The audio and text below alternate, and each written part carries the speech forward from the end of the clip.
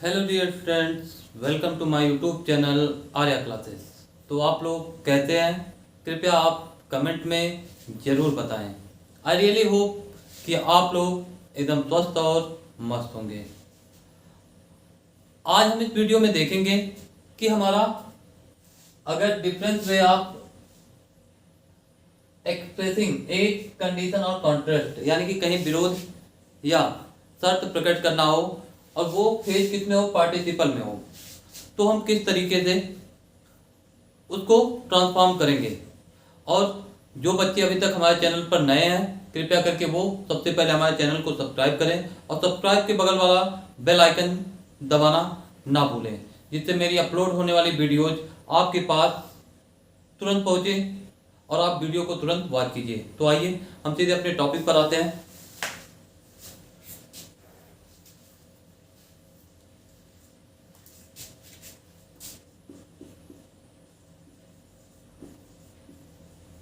Suppose या provided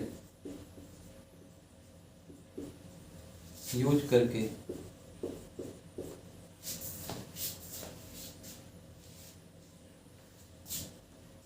मान लो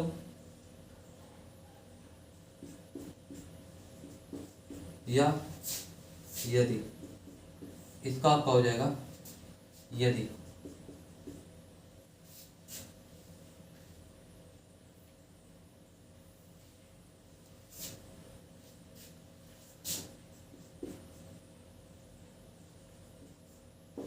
supposing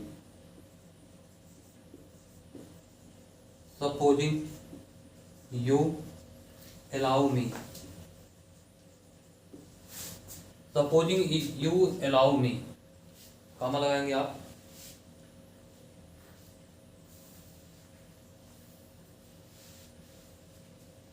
आई shall speak हर, यानी कि सपोजिंग मान लो यू अलाउ मी, मान लीजिए अगर आप मुझे आज्ञा देते हैं आई शैल स्पीक हर, तो मैं उससे क्या करूंगा, बोलूंगा। तो देखेंगे सबसे पहला क्या था, इफ वाला क्लास। इफ यू अलाउ मी,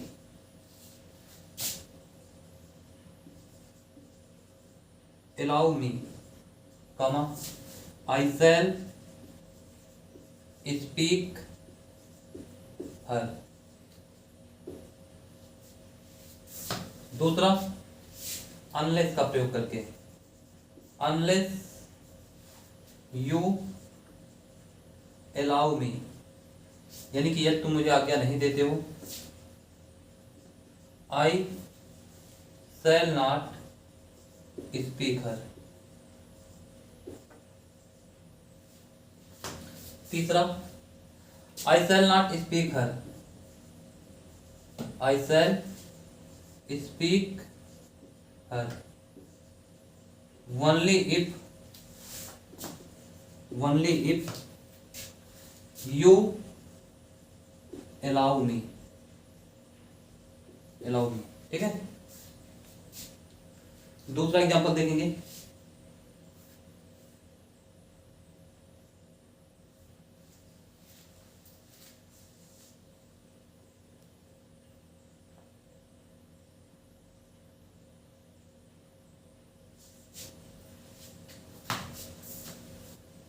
इसी की जगह आप क्या कर दो, provided, provided you allow me I shall speak her. ठीक है, तो इसको अभी यही सेम हो जाएगा।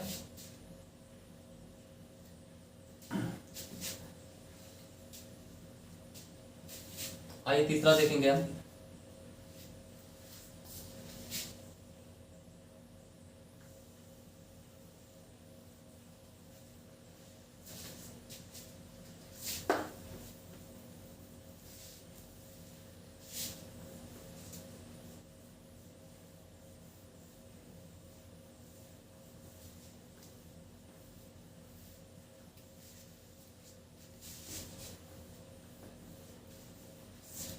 अगला रूल है आपका इम्परेटिव।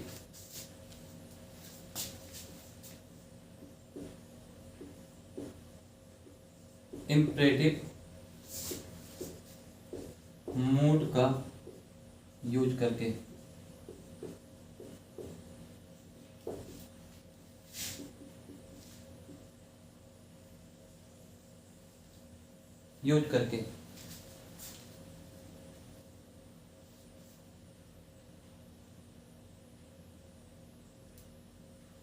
यानी कि देखेंगे जिस सेंटेंस में कंडीशन होता है या कॉन्ट्रास्ट होता है उस क्लास को हम इम्परेटिव सेंटेंस में बनाते हैं। इम्परेटिव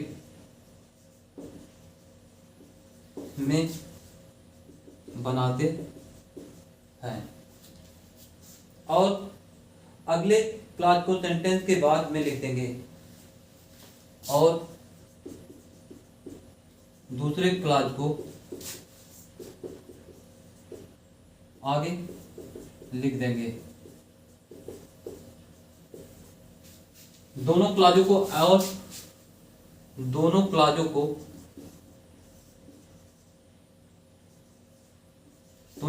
को एंड से जोड़ देंगे।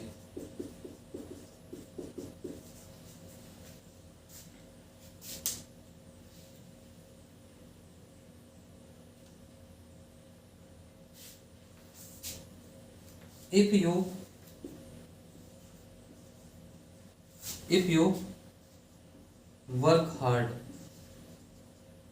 comma to comma, you will pass। यानी कि यदि आप कठिन परिश्रम करते हैं तो यू विल पास, तो आप क्या होंगे, पास हो जाएंगे, सफल हो जाएंगे।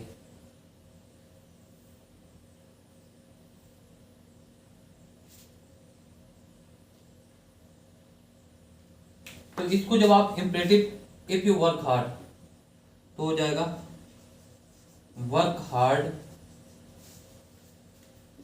You will and you will pass. यानी कि कठिन परिश्रम करो और आप पास होंगे। दूसरे वाले को आप चेंज कर दीजिए, unless you work hard you will not pass। अगला you will pass only if you work hard। ठीक है, तो किसी भी सेंटेंस में आपको दिया होगा, तीन में आपको चेंज करना होगा। यानी कि इंपरेटिव में दिया होगा तो इफ क्लास, अनलेस क्लास और ओनली इफ का यूज करके आप उसको क्या कर सकते हैं, ट्रांसफॉर्म में बदल सकते हैं। अगला देखेंगे एग्जांपल,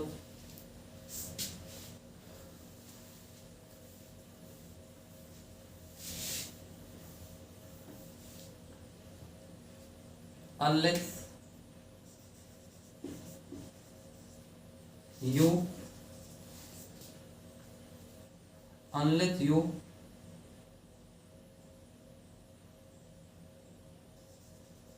you help me। यानी कि unless you help me, comma, I shall not complete my work। यानी कि अनलेस यदि आप मेरी सहायता नहीं करते हैं, I shall not complete my work, तो मैं अपना काम पूरा नहीं कर सकता या पूरा करूंगा। तो अनलेस इफ वाले क्लास भी बनाइए, या तो सबसे पहले इंपरेटिव ले आइए, हेल्प मी यानी कि कंडीशन बता रहा है, and I shall complete my work. दूसरा, if you help me, तो सेकंड वाला आप पूरा लिख देंगे, यानी कि I shall complete my work. तीसरा हो जाएगा आपका I shall complete my work only if you help me. ठीक है, तो इसको आप नोट करेंगे.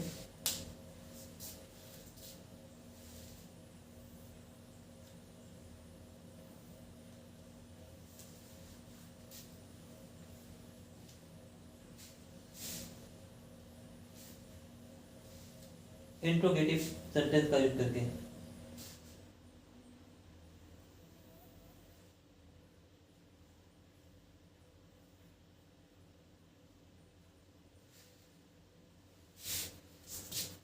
इंट्रोगेटिव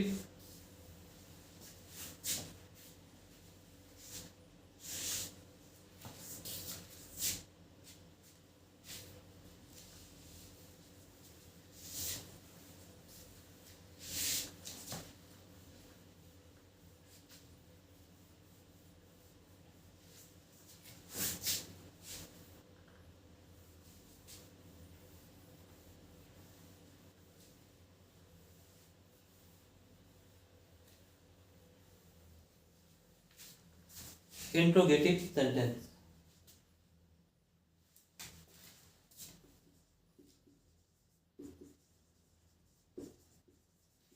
इंट्रोगेटिव सेंटेंस का यूज करके.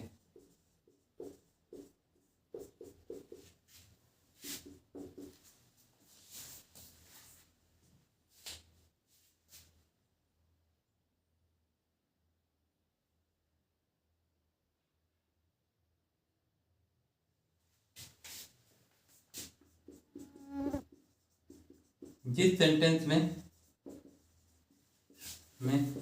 कंडीशन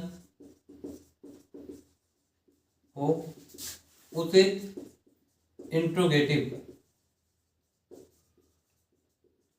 यानी कि इंट्रोगेटिव कैसा होगा, यस नो टाइप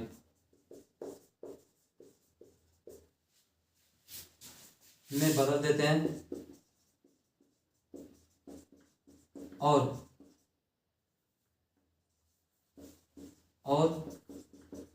दूसरे सेंटेंस या क्लॉज से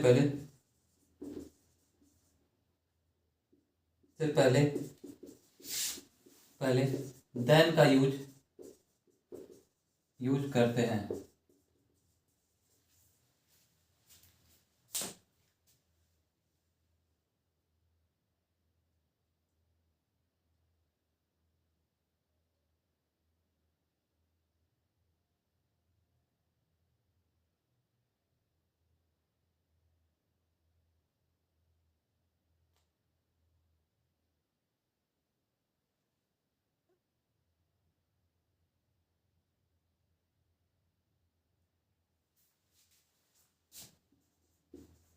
Will you go there? Come to comment. Then I will ask. Then also I will go with. क्या आप वहां जाएंगे? Then also I will go with, यानी कि अगर आप वहां जाएंगे तो मैं भी आपके साथ जाऊंगा. तो हो जाएगा if you will go there, then also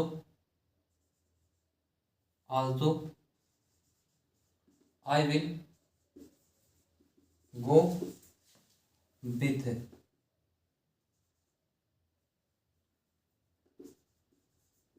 यानी कि यदि आप वहां जाएंगे तो आई विल गो विथ, तो मैं भी आपके साथ जाऊंगा।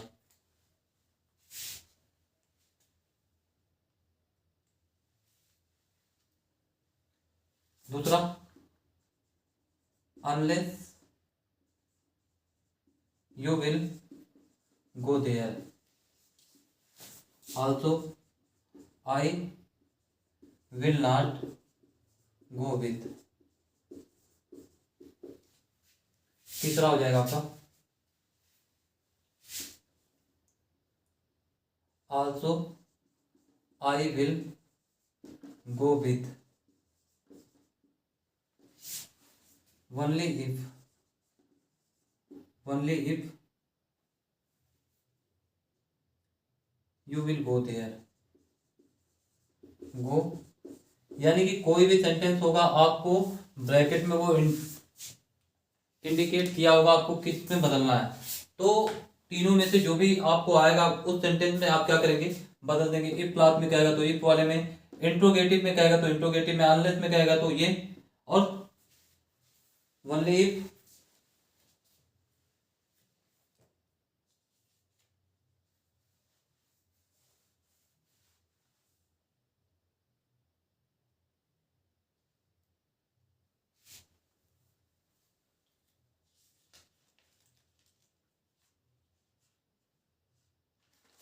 देखेंगे। प्रीपोजिशनल फ्रेज मिटाते हैं, इसको आप नोट करिएगा। और ये रूल बताने के बाद अगर आप कमेंट करते हैं तो मैं आपके लिए एग्जांपल और लेकर के आऊंगा।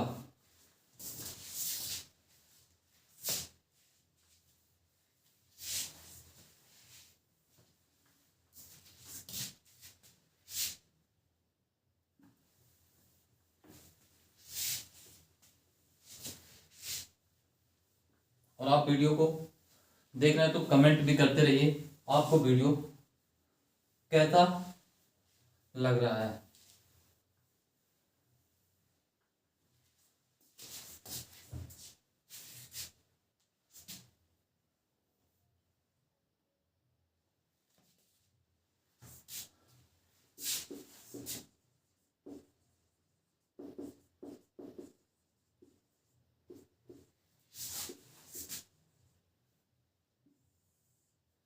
प्रीपोजिशनल फ्रेज बट फॉर का यूज करके,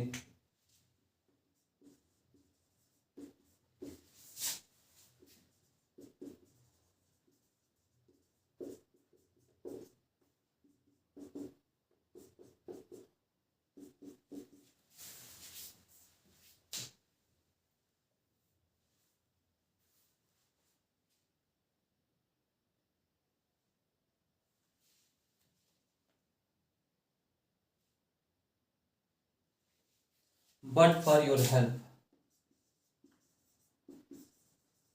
फॉर योर हेल्प, कमा I should have been, I should have been tried,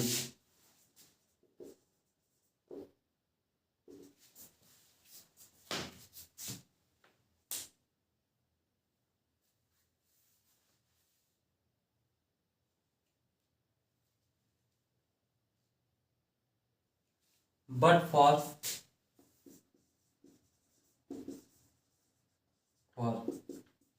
plus noun phrase,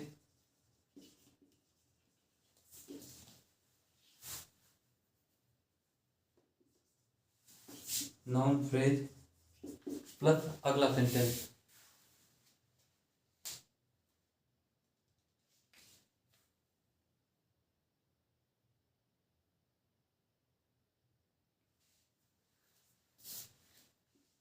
अगला सेंटेंस ठीक लिखेंगे। बट के बाद यदि एक शब्द हो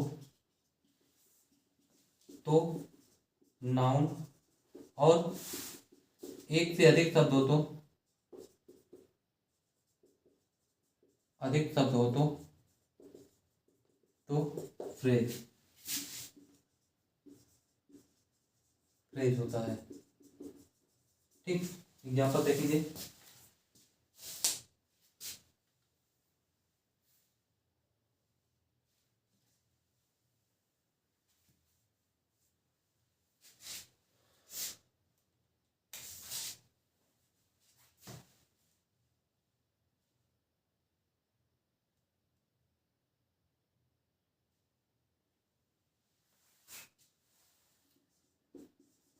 If you had not helped me, I should, आपसे ये ट्रिक बताया गया था कि अगर हैड आएगा तो शुड का प्रयोग होगा। Have been right. ठीक है,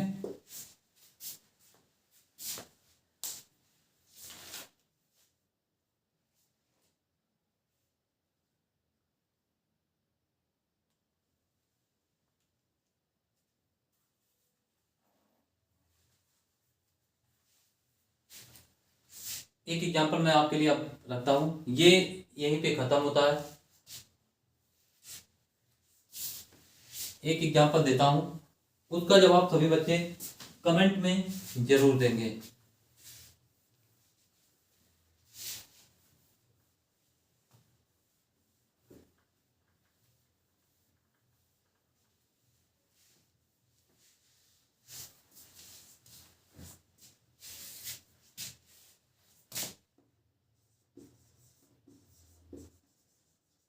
Supposing you visit my town, WN, you will stay,